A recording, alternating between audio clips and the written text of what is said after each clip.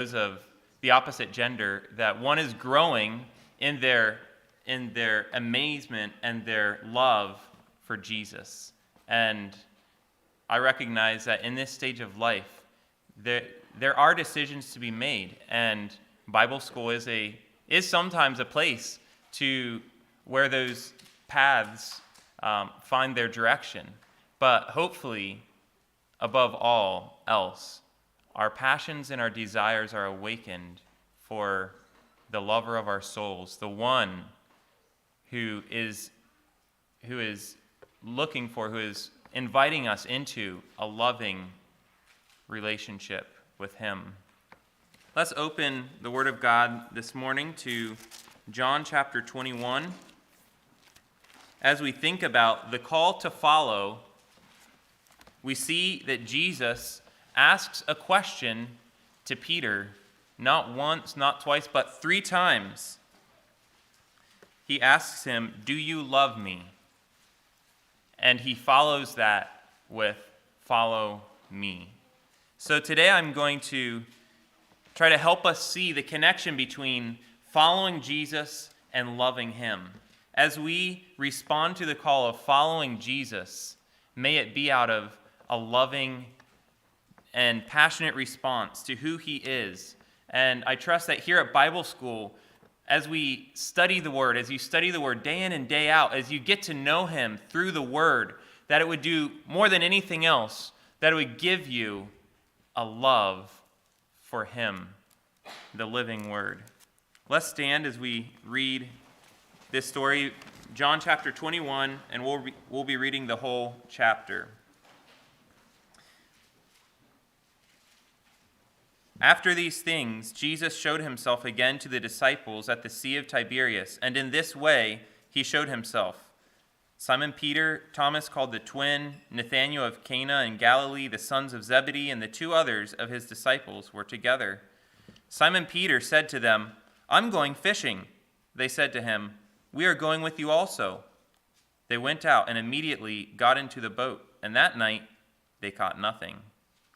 But when the morning had now come, Jesus stood on the shore, yet the disciples did not know that it was Jesus. Then Jesus said to them, "Children, have you any food?" They answered him, "No." And he said to them, "Cast the net on the right side of the boat, and you will find some." So they cast, and now they were not able to draw it in because of the multitude of fish. Therefore that disciple whom Jesus loved said to Peter, "It is the Lord."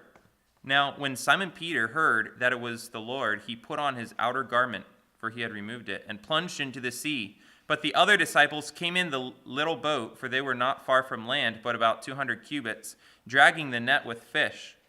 Then, as soon as they had come to the land, they saw a fire of coals there, and fish laid on it, and bread. Jesus said to them, "Bring some of the fish which you have just caught."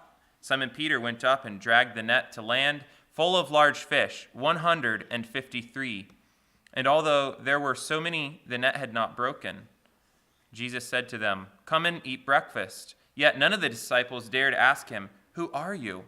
knowing that it was the Lord. Jesus then came and took the bread and gave it to them, and likewise the fish.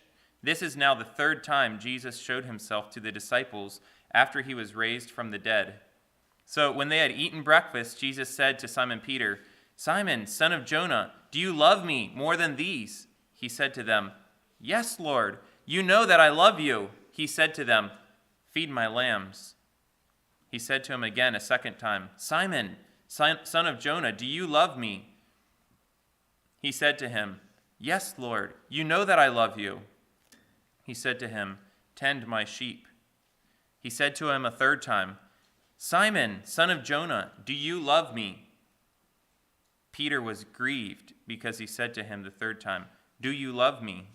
And he said to him, "Lord, you know all things. You know that I love you." Jesus said to him, "Feed my sheep. Most assuredly I say to you, when you were younger, you girded yourself and walked where you wished. But when you are old, you will stretch out your hands, and another will gird you and carry you where you do not wish." This he spoke, signifying by what death he would glorify God. And when he had spoken this, he said to him, "Follow me." Then Peter, turning around, saw the disciple whom Jesus loved following, who also had leaned on his breast at the supper, and said, "Lord, who is the one who betrays you?" Peter, seeing him, said to Jesus, "But Lord, what about this man?" Jesus said to him, "If I will that he remains till I come, what is that to you? You follow me." Then this saying went out among the brethren, that this disciple would not die. Yet Jesus did not say to him that he would not die, but, "If I will that he remain till I come, what is that to you?" This is the disciple who testifies of these things and wrote these things, and we know that his testimony is true. And there are also many other things that Jesus did, which, if they were written one by one, I suppose that even the world itself could not contain the books that would be written. Amen. You may be seated. So here, this chapter, as this book is winding down, as John is wrapping up his book, he ends with this story on the seashore of Galilee. It's sometime after Jesus' resurrection, and the disciples had seen Jesus alive. They know he is indeed risen, but there are some things that are different now. They don't follow him all over anymore. Jesus seems to be more transcendent, appearing here, appearing there, all of a sudden appearing in a room and then disappearing without walking through the door. And life is not as Peter and the other disciples had hoped. Their hopes had been dashed. They had hoped that Jesus would set up a kingdom here on earth, that he would overthrow the Roman government, and that they would be able to reign with him in this new and exciting government. But it's become clear to Peter that this is not going to happen. And perhaps disillusioned, he says, "I'm going fishing." He and his fishing companions, Thomas and Nathanael and the son of Zebedee, they know how to fish. They've done this all their lives. They are fishermen by trade. Their father was a fisherman. And here we see that when things are uncertain, when they don't know where to turn, they turn to what is most familiar: fishing. They fish all night, and perhaps frustratingly, they catch nothing. Now, I'm sure you could probably relate to Peter if maybe you're not a fisherman, but if you would put in a long day's work, actually a long night's work when you could have been sleeping, and you have nothing to show for it. Perhaps the work that you did fell apart, a wall fell down, or maybe a project you were working on, you realized that what you were doing all along was not the way it was supposed to be done, and you have to redo it. Well, here, they were casting and reeling and spent all night sweating and pulling and tugging and casting again and waiting and pulling back in, perhaps discarding the seaweed they pulled in, but not a fish to show for their night's work. And as the morning is dawning and as they're planning to head home to get the rest that they did not get that night, they see someone on the shore. And he's yelling out to them something, and as they listen closely, he's asking, "Do you have any food?" Perhaps they're like, what's it matter to this guy? I mean, we don't want to let this guy know that we actually fished all night and caught no fish. But they respond, "No, we don't." And then, perhaps frustratingly again, this man says, "Why don't you cast your net on the right side of the boat?" Now, what in the world? What does this guy know about fishing? I mean, it makes absolutely no difference which side of the boat we cast it on. And after all, they probably cast it on the left side and the right side all night and didn't have any fish to show for it. So what in the world is casting it out on another side of the boat going to make a difference? All the fish are down deep by now, and it's time for us to head home. Why are we going to cast out that net that is stowed away, ready for us to head home? But for some reason, they listen. They throw the nets into the water, perhaps half-heartedly, to prove to this stranger on the shore that he knows absolutely nothing about fishing. But then what happens? As they're pulling the net back in, it starts getting tighter and tighter and tighter. And then they realize something. They have caught not just a few, but a net full of fish. Perhaps the boat lurched to one side and they start frantically pulling on the nets, trying to keep from capsizing. And at that moment, reality hits. Verse 7, the disciple whom Jesus loved, known as disciple John, he says, "It is the Lord." It is the Lord. Simon Peter, the guy that we know to make spur-of-the-moment decisions, to say things that later he regretted, to respond with his passions and desires in that moment, to pull out a sword and cut off a man's ear, to say things that Jesus later would rebuke him for. Peter throws on clothes on his half-naked body and jumps into the water, not worrying about the guys behind him who are reeling in or pulling in that heavy net of fish. He has one thing on his mind, and that is to get to Jesus. He swims all the way to shore, soaked and tired, but overwhelmed with joy to see Jesus again. Perhaps memories flood his mind as he stumbles onto the shores of the Sea of Galilee. Perhaps he remembers the times that they had sat there listening to their beloved master teaching parables. Or perhaps he remembers 3 years ago when Jesus had met him on that shore and said, "Follow me, and I will make you fishers of men." The rest of the disciples were here now, dragging the net onto shore with 153 fish. But the fish weren't at the forefront of their mind. They were overjoyed to be with the master again, to be sitting with him, and to be eating breakfast with him. As they sit around the fire, having just eaten the breakfast that Jesus prepared, we see Jesus' perhaps his final conversation with Peter. At least the final conversation recorded in this book. And Jesus addresses Peter with the question, "Simon, son of Jonah, do you love me more than these?" Perhaps more than these is alluding to the times when Peter had believed himself to be stronger and more important among the disciples. And perhaps Jesus is reminding him of his belief that no matter what happens, I will die with you. Peter responds, "Yes, Lord, you know how I love you." And Jesus says, "Feed my lambs." Silence. Perhaps Peter or the other disciples are wondering, where is Jesus going with this? I mean, Jesus had never asked the rest of them this, and we have no record of him asking this at any other time in his ministry. But for some reason, he asked Peter, "Peter, Simon, do you love me?" And again, we see him asking the question, verse 16, "Simon, son of Jonah, do you love me?"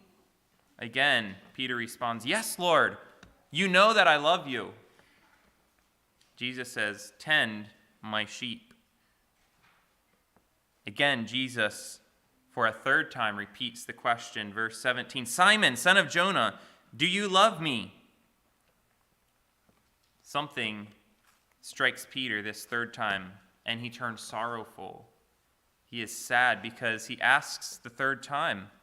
Perhaps, I have to speculate on this, but I wondered, is Peter remembering 3 statements he had made about his relationship with Jesus not too terribly long ago?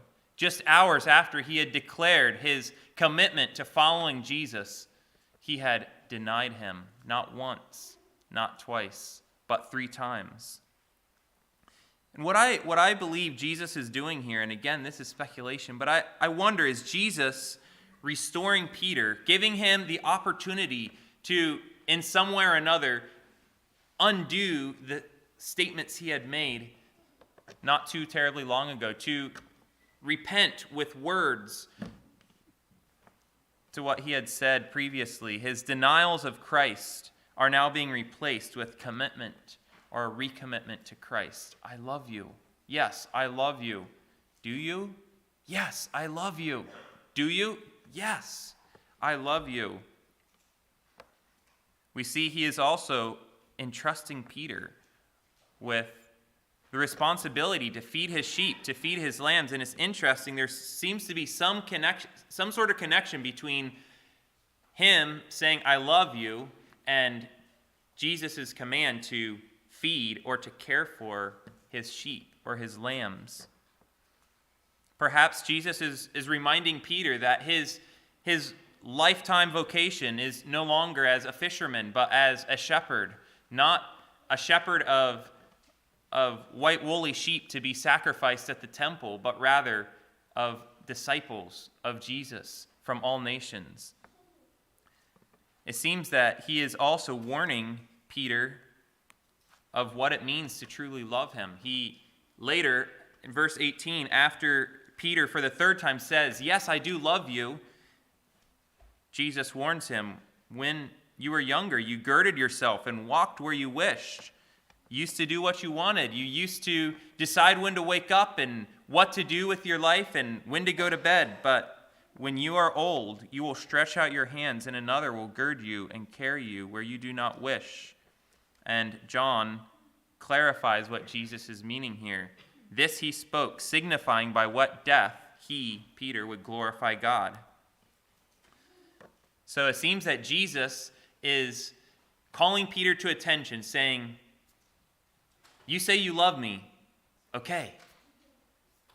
Here's what's going to happen. You are no longer a fisherman, but you are a shepherd of the sheep that I have entrusted to you. As you follow me, you will lead others. You will care for others in their journey with me. And you know what? When you do that, you will ultimately give your life for my sake. Do you love me? Do you really love me? Perhaps it's not just perhaps, it is starting to make sense to Peter. Jesus isn't going to overthrow the Romans. He may end up being crucified just like Jesus. We see Jesus indicates the type of death, what kind of death Peter would die. They will stretch out your hands, indicating that he would also be crucified just as Jesus was. History tells us that Peter was indeed crucified and that he did not feel himself worthy to be crucified as his Lord, and he requested that he would be crucified upside down because he did not count himself worthy to die in the same way his master did. We see after Jesus indicates the type of death that he would die, Jesus again repeats those life-altering words. That invitation that Peter had responded to 3 years ago, Jesus again repeats it. He says, follow me. 2 words that are life-altering. Follow me. An invitation to walk in his footsteps, to love him wholeheartedly, to give up his dreams, to give up everything of value to him so that he could walk with him. Follow me. Somewhere in this conversation, it seems that Jesus stood up and started walking. We see they're around the fire eating breakfast, which I would assume they're sitting there around the fire eating their breakfast, or perhaps squatting. But then we see, after Jesus says, follow me, Peter turns around and he sees another disciple following. It seems that somewhere in this conversation, Jesus may have stood up and starts walking. And perhaps to illustrate what it means to follow, he starts walking and he says, follow me. Perhaps waving a hand, come with me, Peter. Follow me. Walk with me. And Peter starts walking, but then he thinks of something. He looks back, he's like, what about this disciple? What's going to happen to him? Is he going to also suffer for you? Is he also going to be crucified or at least stretched out, as you're saying? How's he going to die? What's in store for him? What's he going to suffer for you? And Jesus responds, as he so often responded to questioning, he responds with another question. He's like, if I will that he remains till I come, what is that to you? It's like, Peter, what in the world are you worrying about John for? It's like, you, and he repeats the command, the invitation, follow me. Here, John, the apostle, wraps up his epistle, wraps up his gospel. And he states that there were many other things that Jesus did, that there were so many things that Jesus did that perhaps they could not fit in books. If they were written, they could not fit in the world itself. But he states back in chapter 20, verse 31, he states the purpose of this entire epistle, this book, not epistle, of this gospel. He says, "These are written that you may believe that Jesus is the Christ, the Son of God, and that believing you may have life in his name." This book that was written so that we could believe ends with an invitation to follow. Following Jesus is the direct result of truly believing in him. So I want us to look at a few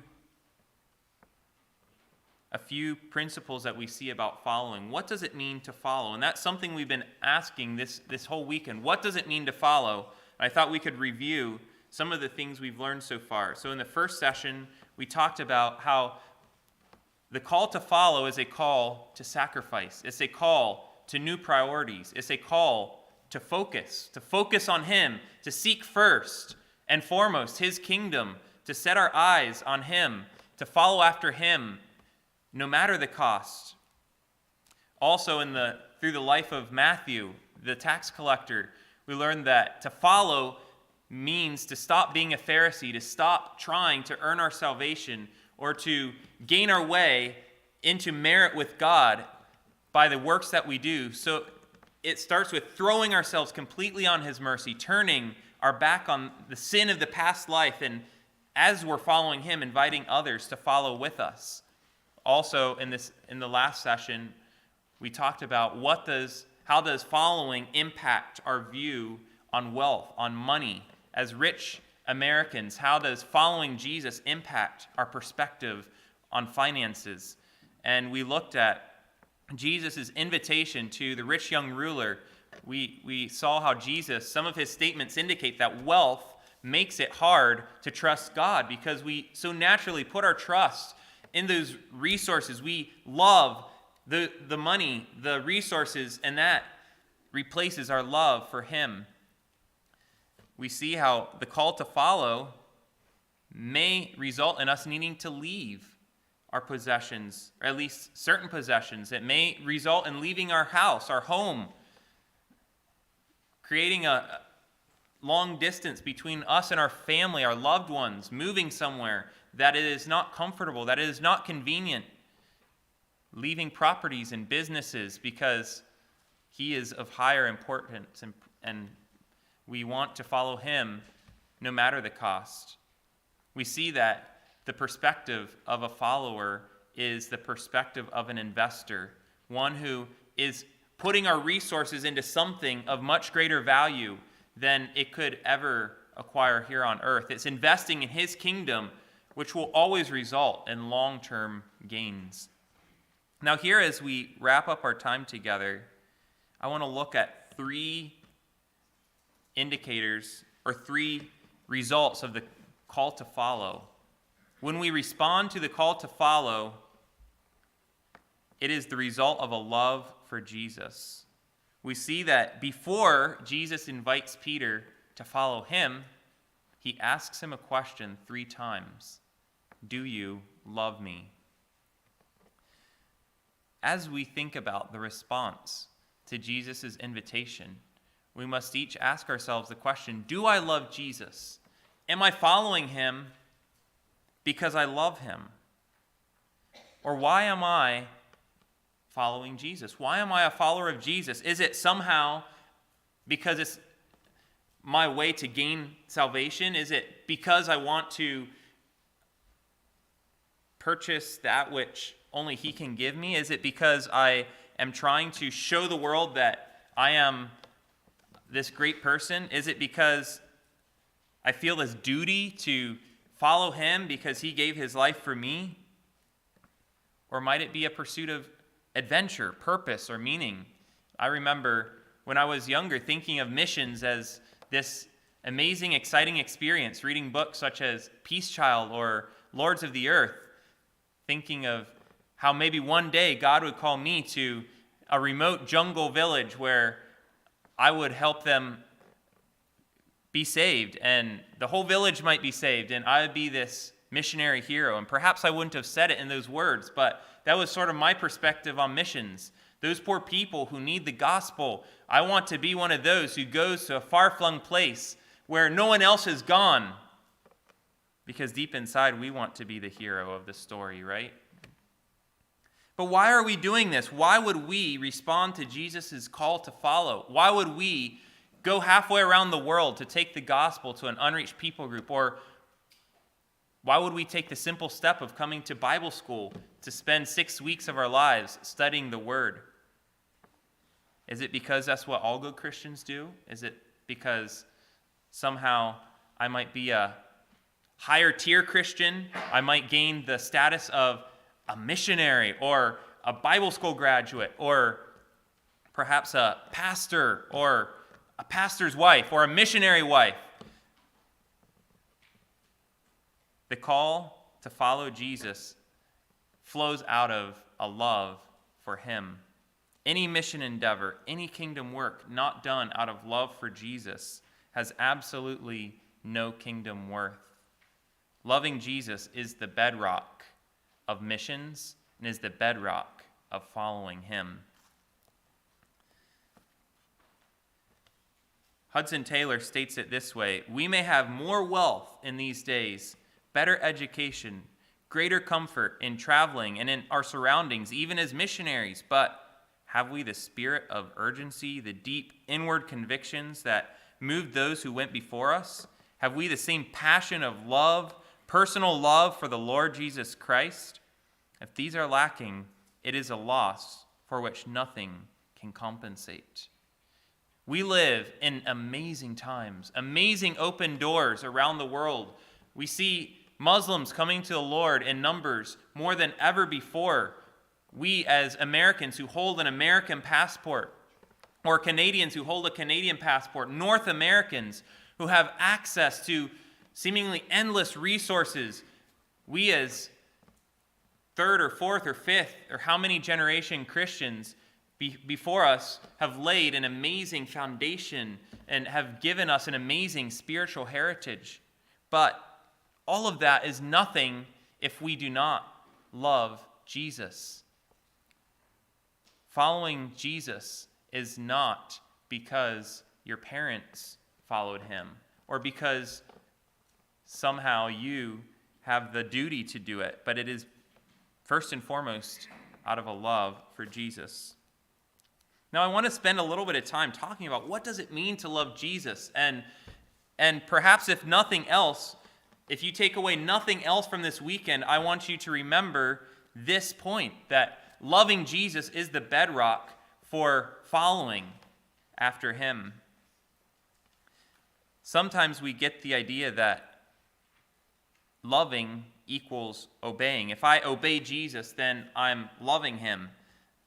Somehow, if I keep this list of rules, or if I dress a certain way, or if I look a certain way, or go to a certain church, or go to a certain Bible school, or do a certain activity with my life, that somehow that equates loving Jesus. As humans, it's a lot easier to check tasks off of a to-do list or to avoid do not do's than to keep a living desire for Christ, to know him, to love him, to keep that flame alive. And we see that's what the Pharisees fell into. They were doing so many seemingly good things, but they had no love for God in their hearts.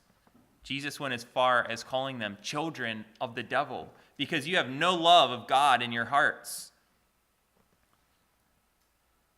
We somehow equate obeying Jesus with loving him. We say that if I obey him, therefore I must love him.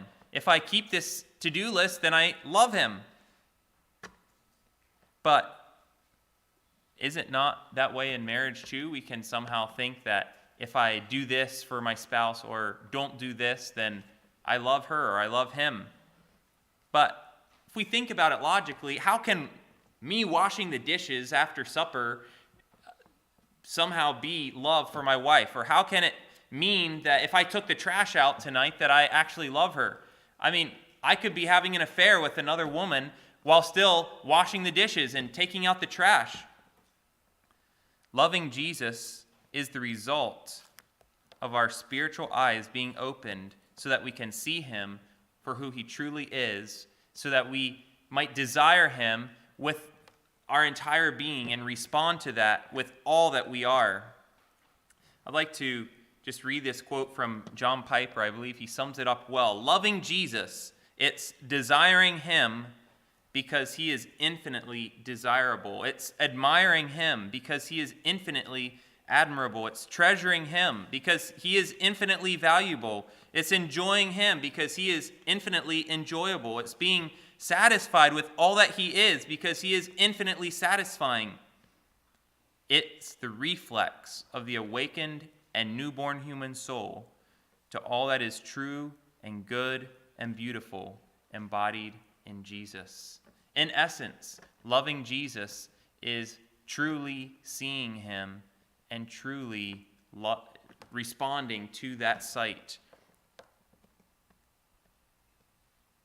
When we see Jesus for who he truly is, when our blind eyes are opened, when we see this amazing treasure, this amazing person who is God incarnate, we respond with our spiritual desires and we follow him because we want more of him. So how can we grow in our love for Jesus? Maybe if you're like me, sometimes your devotions feel dry or your prayer life feels lifeless. Your connection to the vine isn't as vibrant as it once was. I think each of us want to love God more. We don't want our first love to grow cold as one of the churches in Revelation. And I think Matthew chapter 22, where Jesus gives us the great commandment, this might help us understand what it looks like to respond to who Jesus is with wholehearted love. Jesus said to him, "You shall love the Lord your God with all your heart, with all your soul, and with all your mind. This is the first and great commandment, and the second is like it. You shall love your neighbor as yourself. On these two commandments hang all the law and the prophets." Someone had just asked him, what's the greatest commandment of all the commands that have been given to Moses? What is the greatest of them all? And Jesus says, loving God with all your heart, all your soul, and all your mind. And then out of that, loving your neighbor, loving those around you. If you could sum everything up that I've ever commanded, it's hanging on this. Love God, and out of that, love others. Love is the essence of following Jesus. Love is the essence of the Christian life. Love is the essence of being a follower of Jesus. Love for God is engaging every part of our being in knowing and delighting and pursuing him. When the delighting is dry, when the pursuing is feeble, when the desires of the flesh threaten to overcome and overtake our spiritual senses, we cry out to him and ask him, give us love for you. Our love for him is dependent on him. We cry out to him daily, God, give me more love for you. Replace my passions and my desires, my fleshly lusts with a sight of you and a hunger for you and a love for you. As the Beatitudes highlight, blessed are the poor in spirit, for theirs is the kingdom of heaven. We come to him poor and empty, and we recognize we, in and of ourselves, are empty and broken and worthless, and we come to him, the lover of our souls, and receive his love, which allows us to respond in love for him. It's not a once and done deal that, oh, I surrendered to Jesus and I love him and now I'll love him for the rest of my life. It is, as with any other loving relationship, a daily cultivation of that love, taking steps to allow that love to grow, spending time with him, creating space in our time so that we can grow in our love for him so that we can spend time with him. Those whom we love, we spend time with so that we can grow in our relationship. And that's how it is with God as well. We prioritize him. We put him in our most important space of our day. We give him our best, and we allow him to woo us, to love us, and to put in us a desire to respond to that love. Blessed are those who hunger and thirst for righteousness, for they shall be filled. When we have a hunger and we allow that hunger to direct us to him, he will truly satisfy. Loving him is experiencing that which is most satisfying. The God of the universe, who is the only one who can fill that longing in our hearts. If you take one thing away from this weekend, if I take one thing away from this weekend, I long for it to be this: the understanding that the most important response to Christ's call to follow is loving him. Because that which captures our love, that which captures our desires, owns us. What you love owns you. And if we love Jesus, he owns us. When we respond to Christ's call, when we respond out of love for him, it will lead us to suffer for him. And that suffering will not be begrudgingly. It will not be with complaining. It will be with joy, because he is worth it all. We see Jesus doesn't beat around the bush as he talks with Peter. He asked him, "Do you love me?" And when Peter affirms his love, Jesus reminds him that, you know what? Following me will result in suffering. And you might be taken to places you would have never chosen to go on your own. It may not result in a life of comfort. It may result in actually a life of death. For us, it may not result in a life of literal crucifixion as it did for Peter. But it does include cross-bearing. It is a call to take up our cross daily and follow him. And that flesh must be nailed to the cross daily. It must be put to death on a daily basis. And those responses, day in and day out, to our flesh indicate how much we truly love Jesus. If he is our love, he will be the one that we are responding to, not our flesh. Suffering for Christ is the natural result of putting to death the flesh on a daily basis. When Jesus commands us to take up our cross daily, he is implying that following him is a daily journey of dying,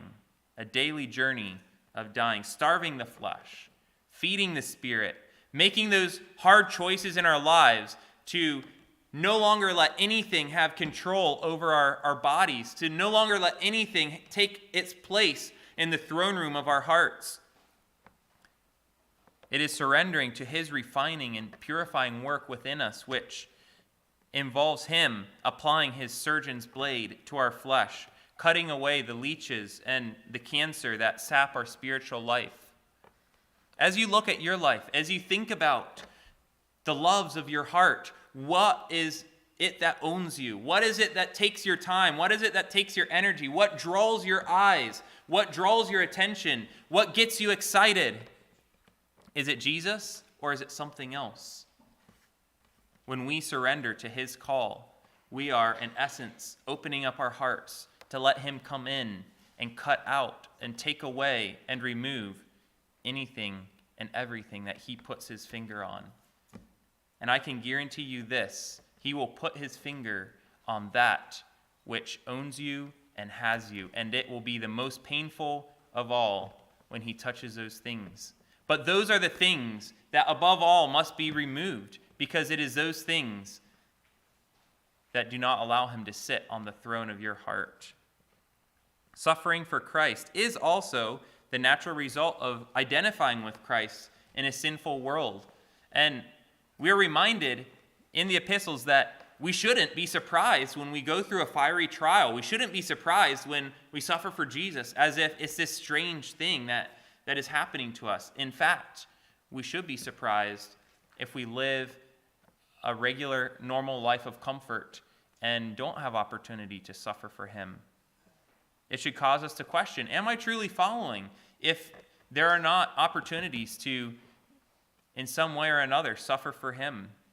Again, not that we go out and try to self-inflict pain or embarrassment, but it is a call to think about what are the decisions that I'm making in life in which I may be sidestepping or detouring around those calls that Christ has put on my life.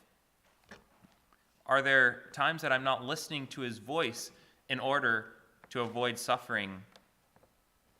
Peter writes, Peter, the same one whom Jesus is talking to here in this chapter, Peter writes, "Beloved, do not think it strange concerning the fiery trial which is to try you, as though some strange thing happened to you, but rejoice to the extent that you partake of Christ's sufferings, that when his glory is revealed, you may also be glad with exceeding joy." Jumping a few verses ahead. "Yet if anyone suffers as a Christian, let him not be ashamed, but let him glorify God in this matter."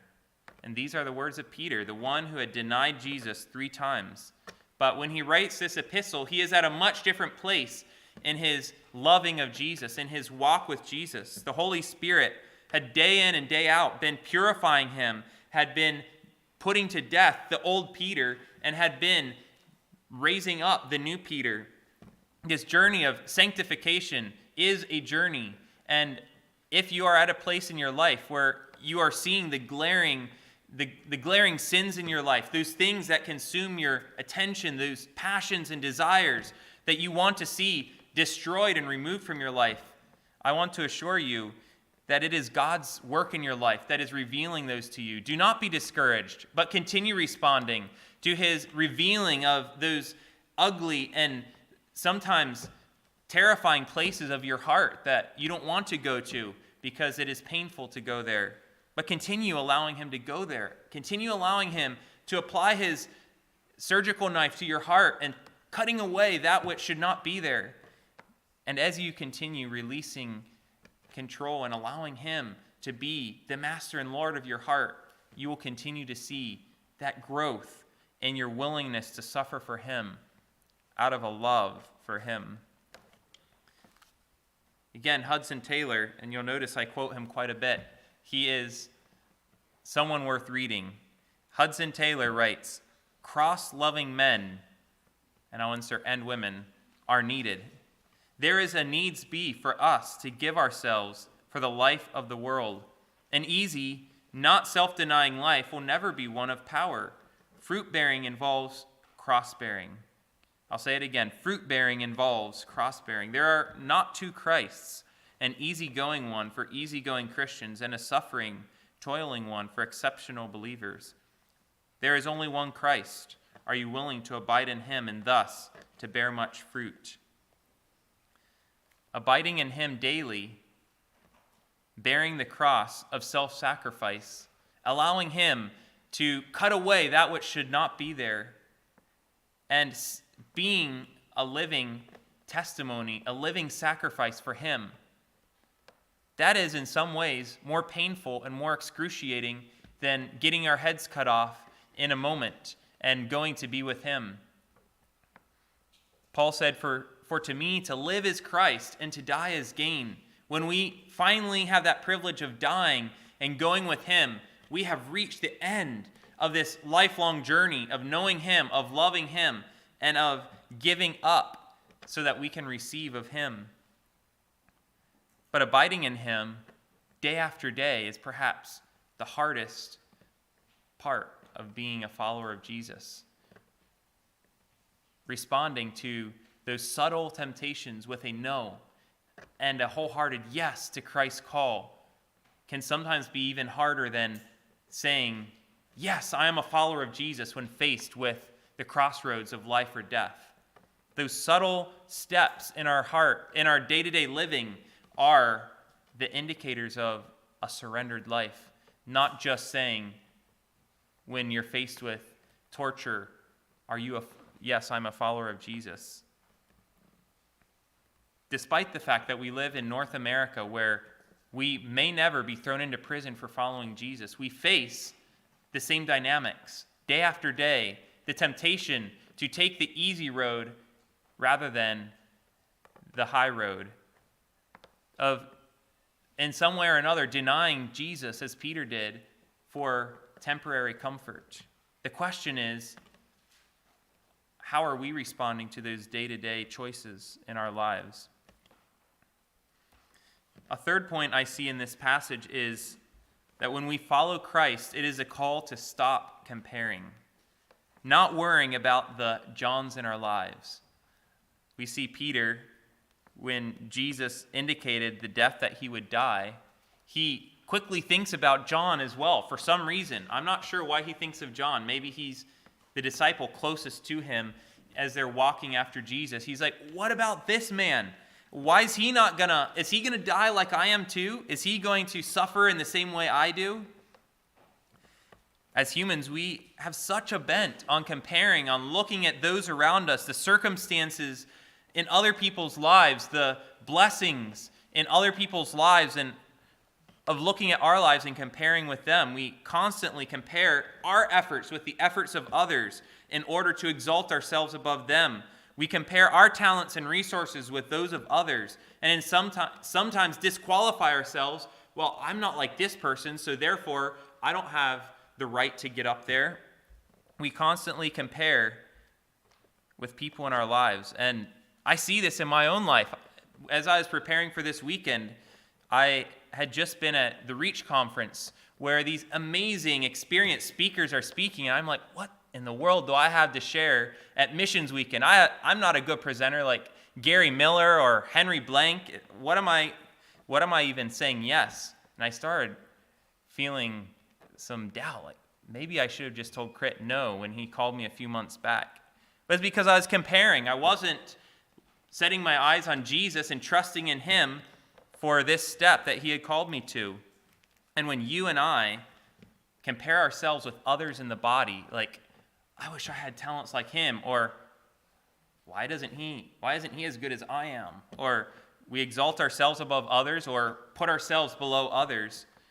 We are putting ourselves on the totem pole of comparisons, trying to figure out, how do I compare to this person? Am I better or is he better? As if that is of importance in the body of Christ.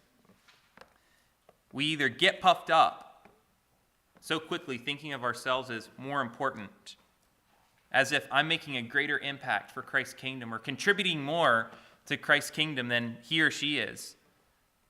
Paul highlights this tendency when talking about spiritual gifts in his letter to the Corinthian church. The head should never say, I'm of more importance than the foot, because, how can the body be all a head? The head needs the foot. Or how can the foot say, I'm not the head, poor me, I have no worth in the body? We see that this is the ugly head of pride that rears itself. Comparing is the result of pride. Whether it's falling into self-condemnation or getting puffed up, both are the result of comparing myself or judging myself in comparison to others, judging others in comparison to myself, when in fact, we are called to fear one person, and that is the judge who judges all man, all woman. Jesus invites us to take our eyes off of other followers and to put our eyes on him, to not allow comparison to rob us of the joy of following him. As we wrap up Missions Weekend, I want to ask us a few questions to reflect on as we think about this story of Peter's call to follow, of his call to follow after affirming his love for Jesus, his reminder of, if you follow me, it will result in suffering, and of Jesus' reminder to Peter, stop comparing, stop looking at John, you just follow me. I want us to think about a few questions as we wrap up here, to meditate on, to think about in our own lives. What are the love affairs of my heart? What are the affairs in my heart, such as the children of Israel who were playing the harlot with the idols in in their lives? What are the love affairs of my heart, soul, and mind that need to go so that I can love Jesus with my all? In other words, what's on the throne room of your heart that is keeping Jesus from being the Lord and the love of your heart? Another question, what are the fishing nets of distraction that keep me from following him wholeheartedly? What are those things that we turn to in our discouragement, and rather than seeking Jesus, we go out on the water and try to feel fulfilled in life outside of Jesus? What are the ways that I'm subtly avoiding sacrifice for his kingdom? What are the ways that I compare myself to others? How am I allowing comparison to take away from the joy of following Jesus with all of my heart? Let's just take a little bit of time to reflect quietly and to pray and to ask Jesus to rekindle that love in our hearts, to refocus our eyes on him, and to give us that desire to step out today, tomorrow, this week, in following him out of love for him.